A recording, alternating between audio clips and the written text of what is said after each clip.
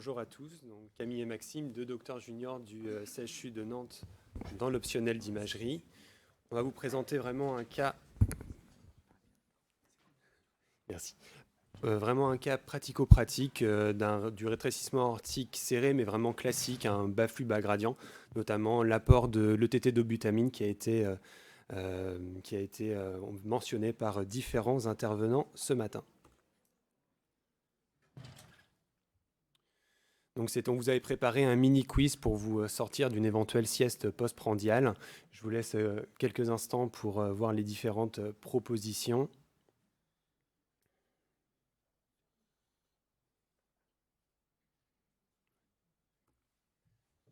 Donc finalement, ça a déjà été évoqué, le rétrécissement aortique paradoxal, c'est le bas flux, bas gradient, mais à FEVG préservé. Donc la proposition 1 est fausse du fait d'un VES supérieur à 35 ml par mètre carré.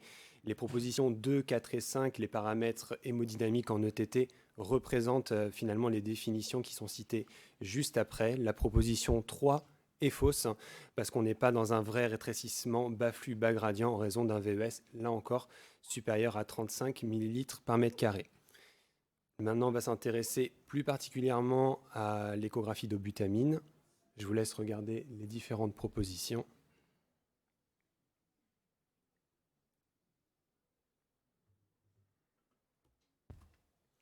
Dans l'échographie d'obutamine, l'objectif, c'est vraiment d'avoir une majoration du VES, pas de plus de 10%, mais de plus de 20%, qui montre une éventuelle réserve contractile, parce que ça sera très important après pour orienter les patients vers un rétrécissement aortique réellement sévère ou un rétrécissement aortique pseudo-sévère.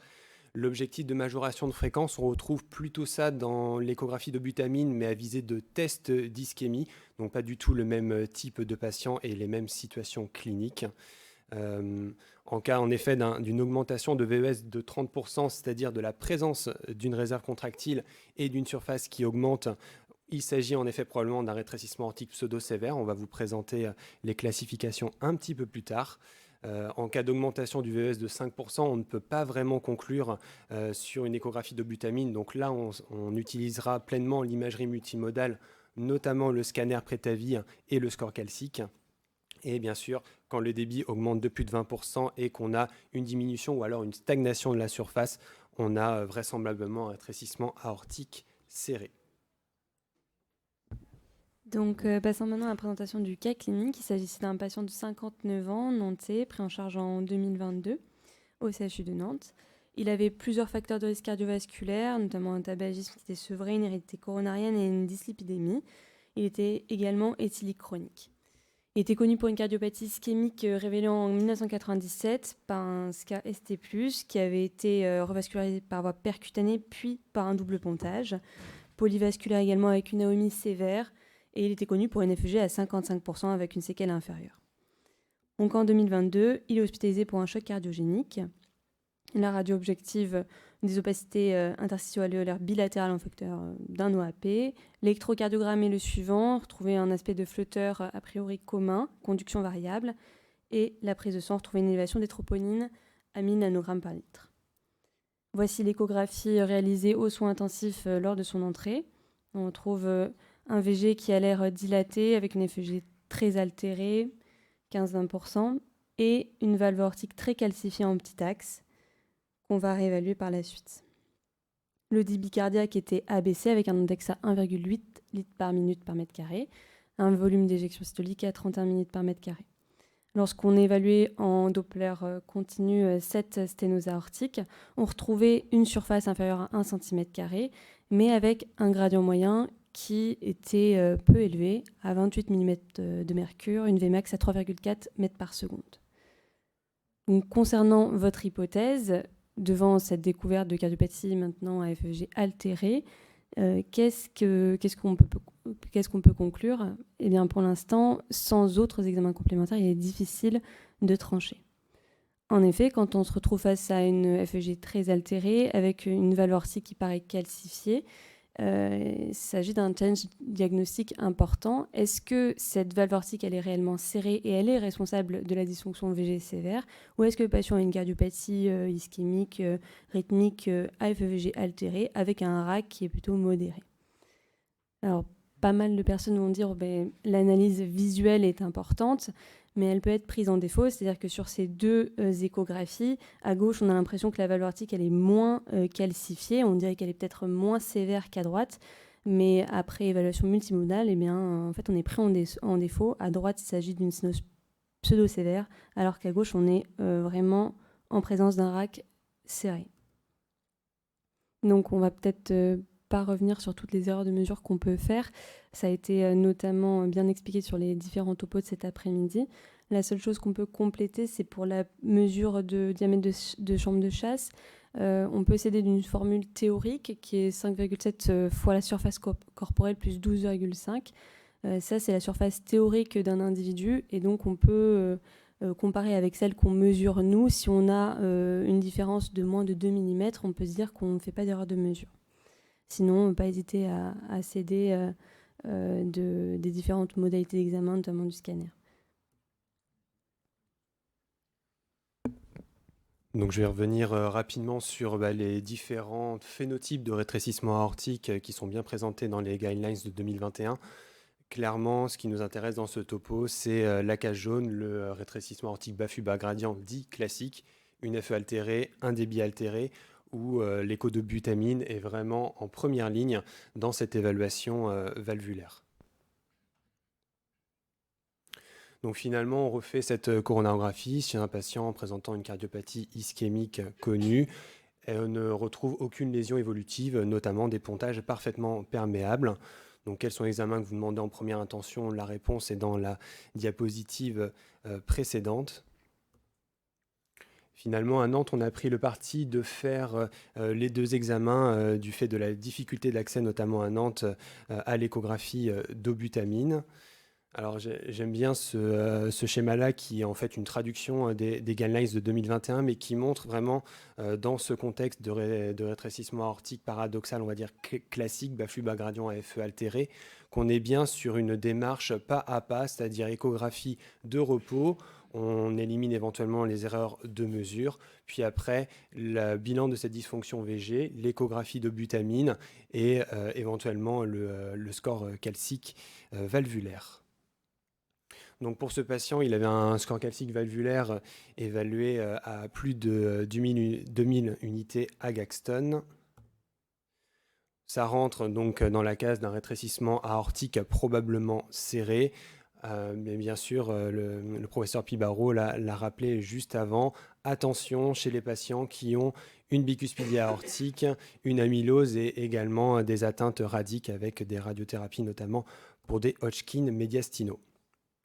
Donc pour le protocole d'échographie d'obutamine à visée valvulaire, alors j'ai pas trouvé de protocole au labo d'écho nantais, donc j'ai retrouvé finalement ce protocole qui date d'il y a quelques années. Donc on démarre avec des petites doses d'obutamine, plus petites que pour l'échographie d'obutamine en test d'ischémie. On augmente petit à petit. L'objectif, c'est d'avoir une augmentation du volume d'éjection systolique de plus de 20%, où là, on a vraiment une réserve contractile. Certes, en théorie, on aimerait bien avoir cette augmentation du débit cardiaque. En pratique, on l'a rarement. Vous verrez que chez ce patient, on l'a eu heureusement.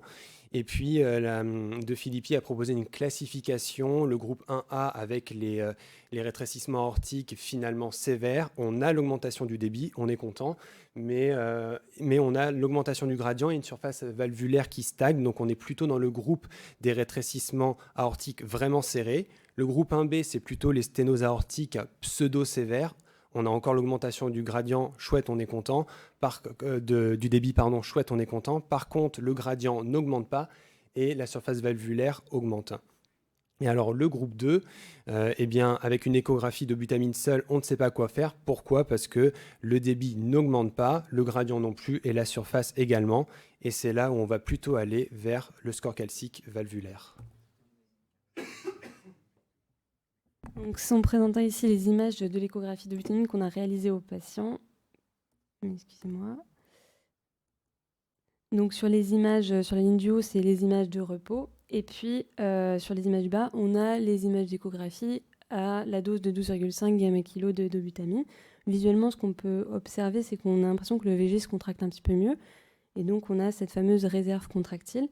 et qui doit être attesté par les mesures du débit cardiaque par l'ITV sous-aortique. Donc en effet, souvent on n'a pas cette variation de 20% et de ce gain.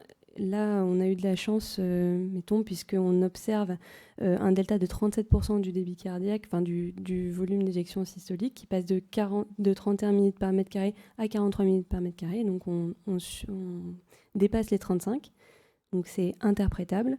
Et ce qu'on peut observer, c'est que la surface de l'UR reste inférieure à 1 cm² et on obtient un gradient moyen qui dépasse les 40 mm de mercure. Donc on est face à un vrai RAC serré. Petit diagramme qui résume ce qu'on vient de dire de manière théorique. Et donc maintenant, quelle est votre stratégie de prise en charge pour ce patient-là ? Nous, on a pris le parti de l'orienter vers une prise en charge percutanée malgré son âge jeune, étant donné l'altération de la FEG qui était sévère, concomitant à la prise en charge du flotteur qui était également présent à la phase initiale.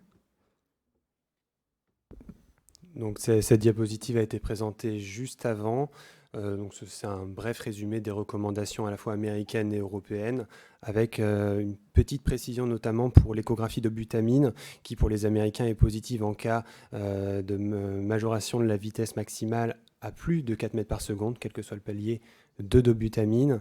Et les recommandations européennes insistent sur la petite différence, c'est-à-dire que si vous avez un rétrécissement aortique bas gradient avec une FEVG altérée et une réserve contractile en écho de butamine, on est plutôt sur une classe 1 de recommandation pour le remplacement valvulaire.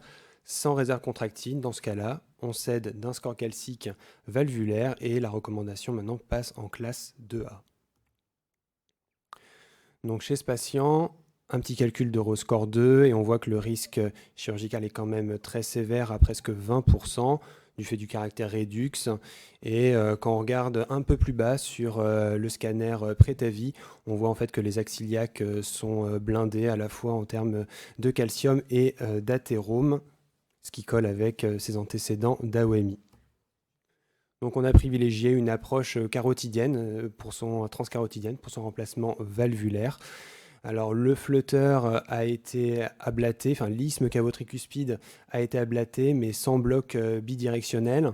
Et après avis auprès de nos amis rythmologues, finalement il a été décidé d'une stratégie plutôt médicamenteuse avec un traitement au long cours par amiodarone à visée de contrôle du rythme cardiaque. Bien sûr, en parallèle, il faut toujours traiter la dysfonction VG avec les cardioprotecteurs usuels.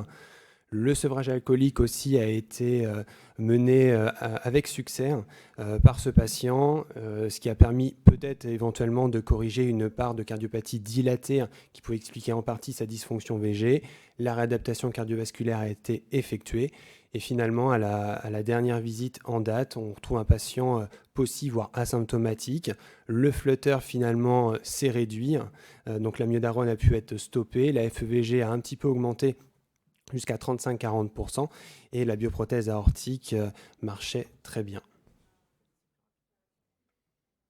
Et enfin, pour conclure le cas clinique, une diapositive récapitulative sur les différents cas auxquels on peut être confronté dans la vie de tous les jours sur ces rétrécissements aortiques.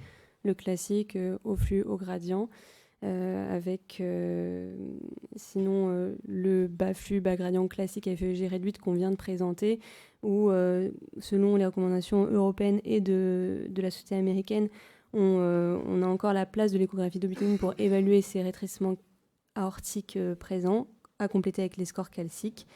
Les RAC paradoxaux avec bas flux, bas gradient, mais une FEG normale, où là, on va plutôt privilégier le score calcique, comme le disait M. Pibaro.